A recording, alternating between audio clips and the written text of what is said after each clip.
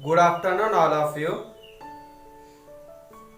Last class में हम लोग डिस्कस किया था simple average cost method. Material का जो स्टोर लेजर अकाउंट बनाने के लिए जो stock valuation of stock calculation करने के लिए कुछ टाइप का मेथड फॉलो कर रहे थे हम लोग। तो लास्ट क्लास में हम लोग डिस्कस किए थे सिंपल एवरेज कॉस्ट मेथड। आज हम लोग डिस्कस करेंगे periodic simple average cost method. ठीक है, इससे पहले वो पीरियोडिक सिंपल एवरेज कॉस्ट क्या है डिस्कस करने से पहले आप लोगों से रिक्वेस्ट है, अगर आप मेरे चैनल पे नए आए हो तो प्लीज एक लाइक कर दीजिए और चैनल को सब्सक्राइब जरूर कर दीजिए। Okay, thank you. Let's start करते हैं। तो पीरियोडिक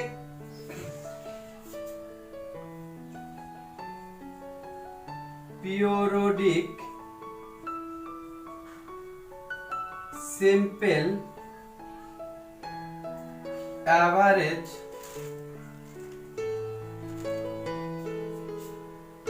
कॉस्ट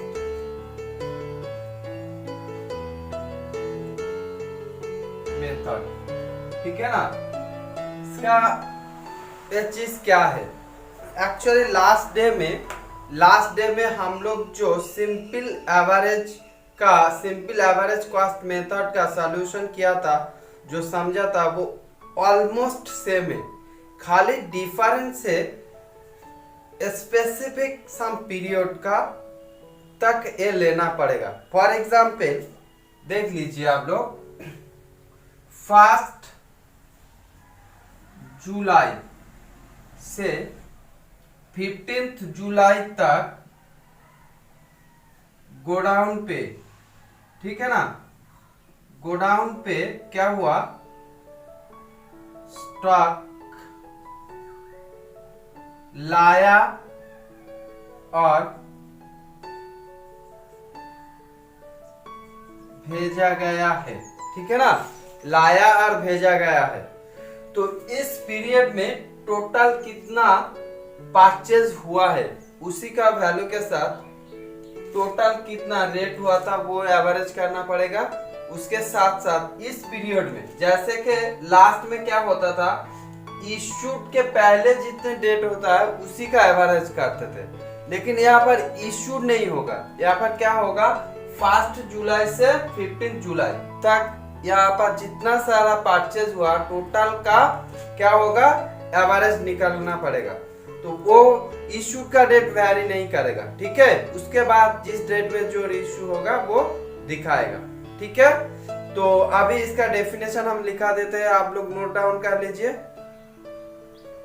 जो बात मैंने समझाया है वही वाला पॉइंट यहाँ पर मैंने डेफिनेशन बोलकर लिखा दिया है, ठीक है। उसके बाद तुम लोग देख लो और कॉपी भी कर लीजिए। उसके बाद मैंने एक फार्मूला भी लिखा दिया है, ठीक है। तो हम बोल रहे हैं, आप लोग नोट डाउन कर लीजिए। Periodic simple average cost method is a little deviation from simple average cost method. जो मैंने पहले ही समझा दिया था कि सिंपल एवरेज कॉस्ट से थोड़ा ही अलग है। पूरा के पूरा सिंपल एक ही है, लेकिन थोड़ा डिफरेंस है, ठीक है। तो क्या डिफरेंस है वो बोल रहा है, in this case the periodic simple average rate is obtained by adding the rates of purchase during a given period and then dividing the same by number of such purchase during that period, ठीक है। अगर ये point आपको clear नहीं हुआ है तो same ये पॉइंट आपको फार्मूला की तरफ देख लो। फार्मूला बोलकर लिखा है, periodic simple average cost is equal to क्या होगा, per unit cost of all purchases made during the period. यानी कि सपोज हम समझ रहे हैं, सपोज क्या हुआ, आप लोग 1 तारीख से 15 तारीख तक 3 टाइम्स परचेस किया है, ठीक है। उसका रेट 10, 12, 14 था। तो इन तीनों यूनिट को क्या करने बोल रहा है, प्लस ऐड करने के लिए बोल रहा है। पर यूनिट वाला जो ये वाला पर यूनिट है ना, तो उसके बाद क्या बोल रहा है, total number of purchase during this period. इसका मतलब टोटल कितना बार परचेज किया हुआ है, 1, 2, 3 बार, तो यहाँ पर 3 होगा, ठीक है। तो इसी के हिसाब से अगर हम लोग जाएंगे तो इसका टोटल क्या होगा, ये फार्मूला यहाँ पर लिख दिया है, देख लो। 10 + 12 + 14 बाय कितने टाइम परचेस किया है, 1, 2, 3, 3 बार परचेस किया है, तो 3 इज इक्वल टू कितना होगा, 22 और 36/3 is equal to 12 per unit, 12 per unit. वो वाला फंडा यहाँ पर बोल रहा है, ठीक है। तो आई होप सबको क्लियर हो गया है। तो अभी इसका एडवांटेज नोट कर लीजिए, फिर उसके बाद हम लोग एग्जाम बना के सॉल्व करने की कोशिश करेंगे। देख लो यहाँ पर खाली 2 पॉइंट इसका डेफिनेशन के ऊपर डिपेंड करके 2 पॉइंट हम लोग एडवांटेज निकाला है, ठीक है। तो 2 पॉइंट क्या लिखा है आप लोग देख लीजिए एक बार।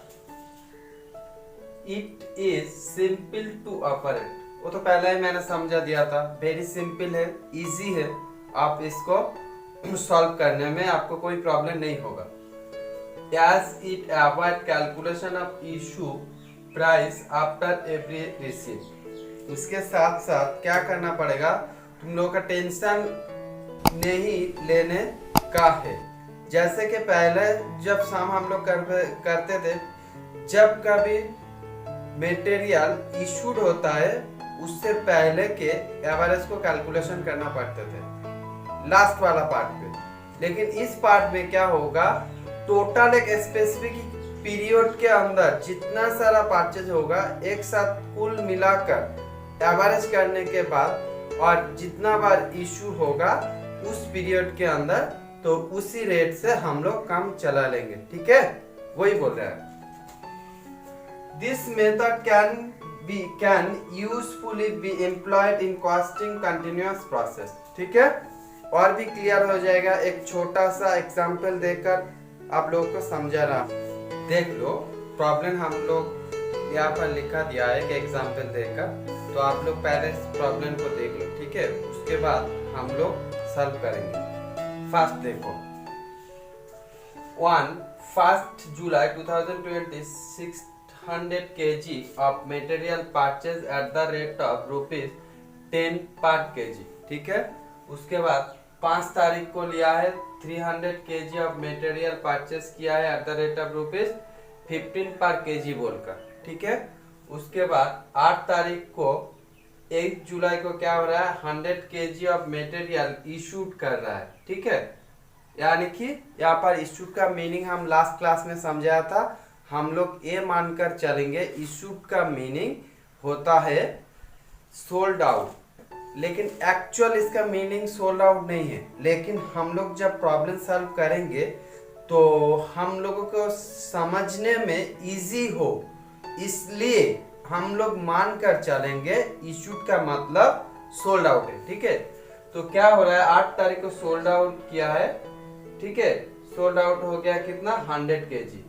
तो पहला जब हम लोग करते थे क्या होता है, तो इन दोनों को एवरेज करके 100 को डिवाइड कर देते थे।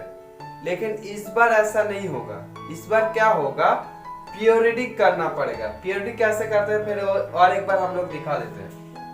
10 तारीख को क्या हुआ, 400 kg of material purchased on 18 पर kg, ₹18 पर kg।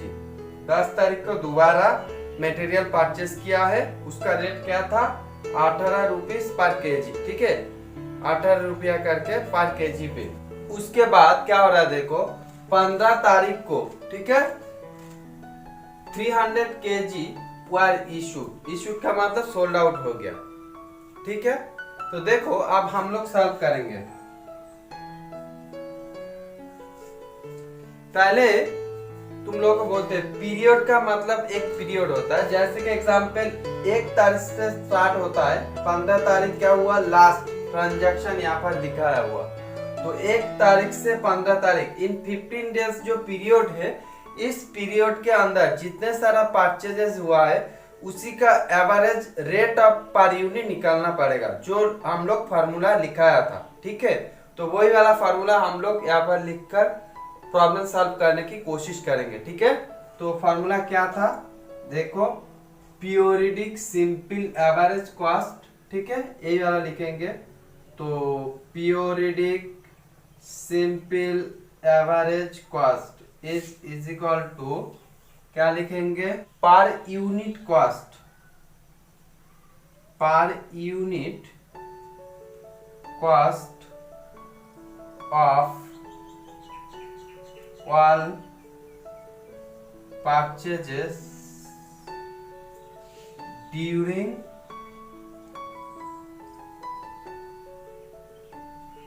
the period। इसका मतलब क्या हुआ कि इस पीरियड, ड्यूरिंग द पीरियड का मतलब 1 जुलाई से 15 जुलाई तक। ठीक है, यहाँ पर जितना सारा परचेज हुआ है उसी का कॉस्ट पर यूनिट, यानी कि ये वाला रेट, ये जो ₹10 पर यूनिट था, 10 पर केजी था, 15 पर केजी था, 18 पर केजी था, ये वाला सब आएगा। उसके बाद नीचे क्या था, नंबर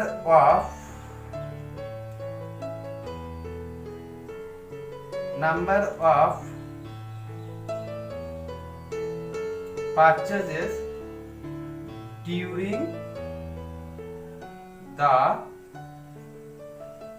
पीरियड, यानी क्या बोल रहा है, यहाँ पर कितना बार कितने टाइम परचेस किया है। तो एक बार देख लेते हैं कितने टाइम परचेस किया हुआ है।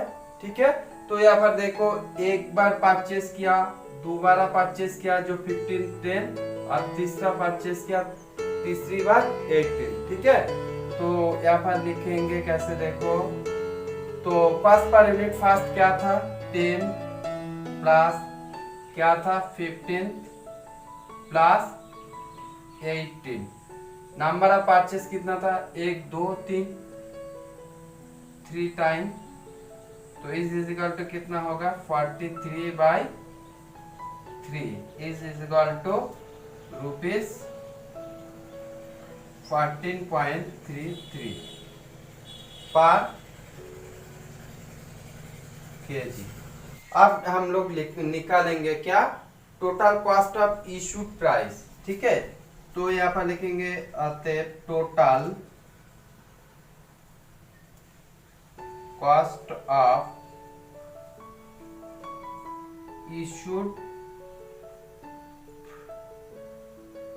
इशूड मटेरियल, जो मटेरियल इशूड किया था उसका कॉस्ट क्या है। तो देखो फर्स्ट टाइम इशूड किया था 8 तारीख को, कितना 100 केजी प्लस लास्ट टाइम जब इशूड किया था 300 केजी 15 तारीख को, तो 300 into 14/33 is equal to rupees, total कितना होगा 400, यानी ये हो गया। ठीक है, अब इसका हम लोग निकालेंगे वैल्यू ऑफ क्लोजिंग स्टॉक, यानी कि जो मटेरियल अभी तक गोडाउन पे पड़ा हुआ है उसका वैल्यू क्या होगा। वाला आप लोग कॉपी कर लिया ना, तो उसके बाद देखो हम लोग अभी निकालेंगे टोटल क्लोजिंग स्टॉक जो है, यानी कि उसका कॉस्ट पर यूनिट क्या होगा इस पीरियड में। ठीक है, तो हम लोग नोट डाउन कर लेते हैं, value of closing stock per unit और पर केजी, यूनिट और पर केजी एज यू विश। यहाँ पर केजी लिखा हुआ है तो आप लोग पर केजी भी लिख सकते हैं। तो total cost of purchased material minus कर देते हैं, इसके ऊपर लिखेंगे total cost of issued material. ठीक है ना, लिख दिया। इसके नीचे होगा, नीचे क्या होगा लिखो,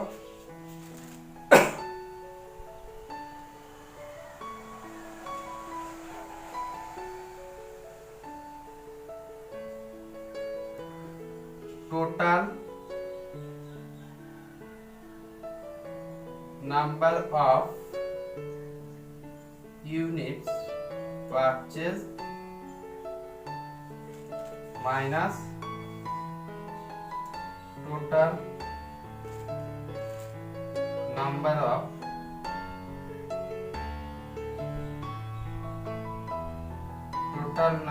of unit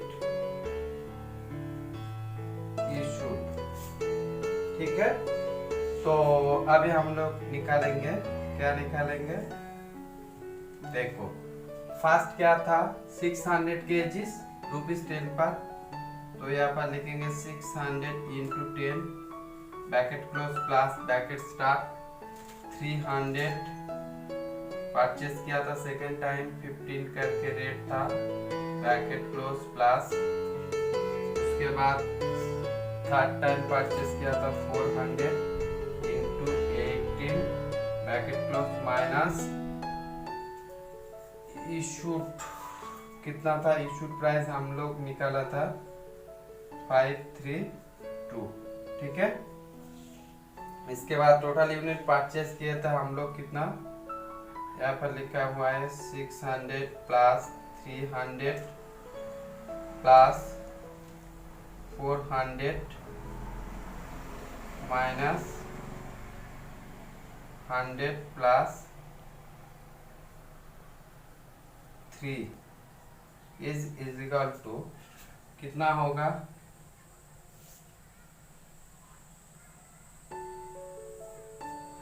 is equal to कितना होगा 6000 प्लस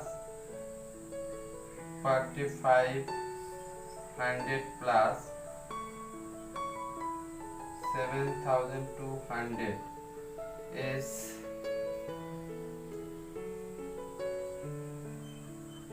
minus 5732 इस यहाँ पर कितना हो रहा है देखो 1300 माइनस 400 इज इक्वल टू, ये तीनों को कुल मिला के जो करेंगे तो कितना आएगा 17,700 minus 5,732 by 900 is equal to 11,918 by 900 is equal to per unit. ये हो गया पूरा सम सॉल्व। ठीक है, आई होप सबको समझ में आ गया है। ठीक है, अगर कोई दिक्कत हुआ तो आप लोग कमेंट्स बॉक्स पे जरूर बताएगा, हम सॉल्व कर देंगे। ठीक है, तो आप लोग एक बार कॉपी कर लीजिए पहले।